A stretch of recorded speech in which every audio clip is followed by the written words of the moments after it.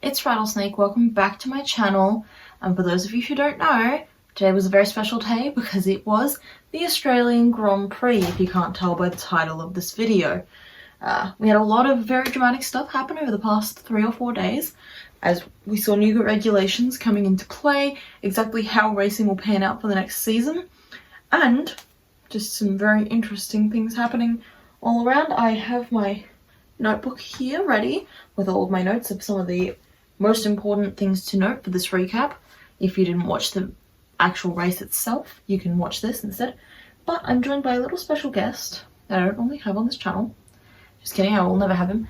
It's Max Verstappen. If you can't see, my mom and I made little teddy bear race cars and we numbered them, and this is Max. He's grumpy. For good reason, and I'll bring that up. But as a little just note before the thing, if you didn't see the news, while we have no confirmation on whether or not the Bahrain and Saudi Arabia Grand Prix are to be run, if they will not, we will skip them entirely instead of having replacement races. Now, I will search this up in post just to make sure I'm correct, but as of filming, that is the information that I have, and that is the information I am sharing with you. With that all out of the way, let's get into the recap. So, obviously, we saw our new 2026 regulations come into play, and we had a lot of crashes. There was a lot of people dealing with the cars in a very uncertain manner. First up, we have Kimi's free practice 3. I'm ignoring free practices 1 and 2 as I didn't watch them, but right at the end of FP3 with 10 seconds left, unfortunately Kimi Antonelli did put the Mercedes into the wall, and mechanics were very worried that they would not have in time to recreate it so he could get out on track in time for Q1. Now, that of course was negated by Max Verstappen crashing in Q1. We are still unsure exactly as to what caused the crash, but if you watch the video, and I'll put a clip in here.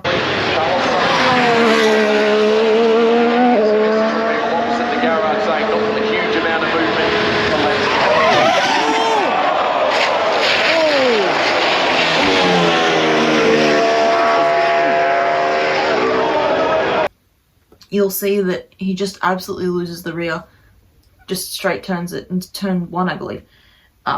This, of course, gave Kimi's mechanics enough time to fix his car up, enough for him to get it into Q3. Not only that, putting him quite high on the grid, putting him P2, where in which he finished. It was very lucky of him.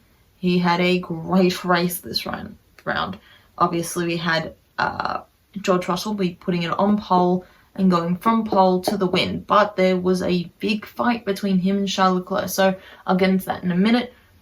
Keeping on with the qualifying, we also had Bortoletto's no, not Sauber, but Audi stop working at the end of Q2.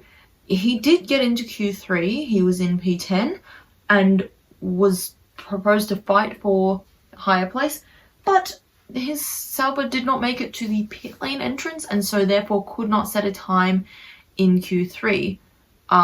Again, like a lot of these problems, I'm unsure if anything has been published about what exactly happened to his car as to why it stopped working, but it did.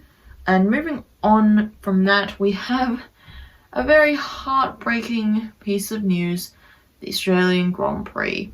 If for some reason you managed not to hear this, congratulations, but our boy Oscar Piastri on the reconnaissance lap, not even on formation, put it into the wall. He crashed, he mounted a curb at turn 4 and simply just lost control of the car. I was sat down to watch it. I was finishing up making the teddy bear. No, I don't know why. I had sat down to watch it and all of a sudden I thought, oh my god, is that Lando? And then we saw it was Oscar, and it was very sad indeed. The Australia curse strikes once again, not only for him, but for every single person that deems to call this place home, or has once called this place home, as my prediction as to why Max crashed in qualifying was the Australia curse. If you don't know, he now carries the number 3, Daniel Ricciardo's old number, Daniel Ricciardo being an Australian driver. yeah, it was a very sad moment for all of us watching, especially for those who were watching live from the Oscar Piastri stands. My heart goes out to him. I hope that the rest of the season goes well, and maybe next year will be our year. We're never getting an Aussie on that podium. Anyway, for other cars who did not start, Hulkenberg just didn't start. There was no rhyme nor reason. His Audi just didn't work. They were unable to send him out, and he simply wasn't on the grid. Bottas DNF'd. His Cadillac simply stopping working lap 17, lap 18. Speaking of cars not working, Aston Martin pulling their cars and then putting them back on track. It is unclear as to what they are doing with that strategy. I am sure they are using it as testing, essentially, to see what their cars can and can't do, if they're even viable for racing at the moment, which seems unlikely to me, as at one point Fernando Alonso was 15 minutes down from Valtteri Bottas. I don't know how that happens, but on to absolutely hilarious things that I'm not exactly sure why they happened. Colapinto got a stop and go penalty for causing another driver to go off track, I think. It came up as a Colapinto and go. I don't know, did they change the rules? Is Colapinto so slow that it's just basically called a Colapinto and go now because he's had so many of them? We don't know. Speaking of weird rules, Ocon got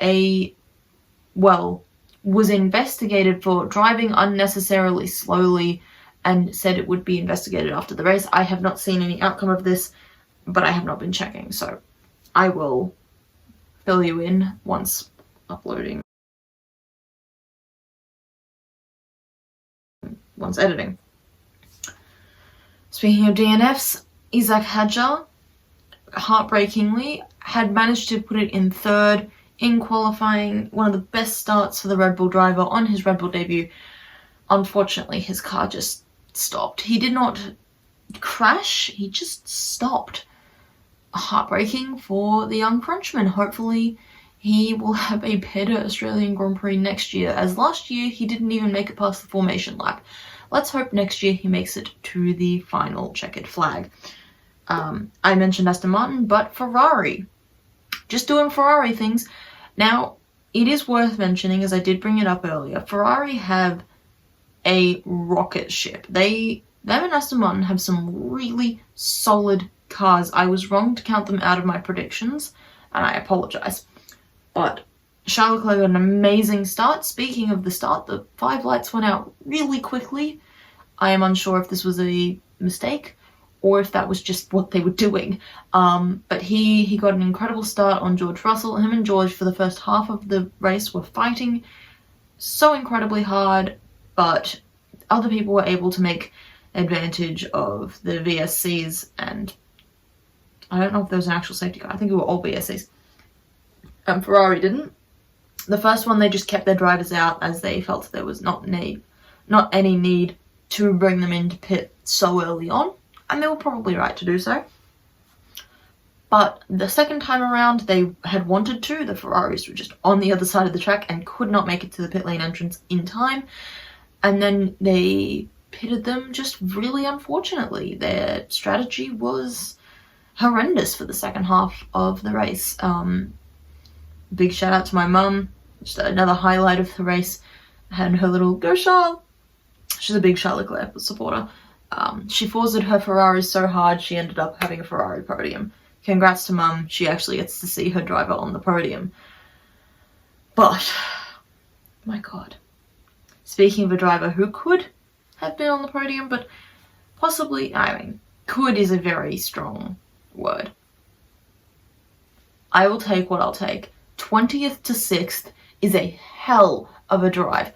Max Verstappen, once again, manages not only just to put himself in the points, manages to fight up and up and up. And I will say there was some luck on his side with certain retirements and DNFs, but his overtaking was spectacular. Unfortunately, for that last quarter of the race, his Red Bull just seemed to be dropping back, and I again, don't have any confirmation. Suspect he was told not to push it too hard, lest something like Hadjar's car happen to him. We also don't know. The Red Bull seems very testy at the moment, as we have seen in qualifying yesterday, with him just absolutely losing it. Hopefully next week is a better race for us. Yeah, I don't know. That seems to be all I should mention. Obviously we have a Mercedes 1-2, which is a very good thing for Mercedes fans. You know, George Russell, good job. He ran a very good race, and his defense against Charles Leclerc was pretty nice. Charles' defense was amazing against him. They both ran a really good race. Kimi had a terrible start to get back up to P2. It was amazing. He had, I mean, the Mercedes did have a lot of luck with Ferraris in terrible pit stops. Lando Norris down in 7th. No, 6th. He ended up being in 6th, I think. Either way. No, 7th. Because, yes, 7th. Anyway. Maybe it was 5th. I think he might have been 5th. He was down there, but yeah, they didn't have the best go of it. Oh yeah, that's what I forgot. Kimi Antonelli, once again in qualifying, had both of his coolants come off. I'm not actually sure what they were, but Lando Norris ran over one of them and it shattered everywhere. If I can put the clip in here, I will. But yeah, there's some pretty incredible stuff happening this time around. We didn't unfortunately get to see the debut of that weird Ferrari rear wing, nor Red Bull's apparently good rear wing. I'm unsure. We did get to see how fast that Mercedes really is. It is quick. The battery preservation system is interesting to watch, especially when they have the graphic of how much battery charge they have. But with active aero replacing DRS, it's not like it's that big of a loss, and it's not really that big of a change. I am disappointed with how much it's management at the moment, but hopefully as the season goes on and has people develop further and get the right footing for these new regulations, we'll see some pretty cool racing. Ferrari seem to be on top of what's going on, so maybe the Tifosi might actually be right. Maybe it is their year. Maybe it's Mercedes' year. Maybe 2026 is the year of Red Bull again. I don't know. It's probably Mercedes. But thank you for watching, and I'll see you next week for China. Peace!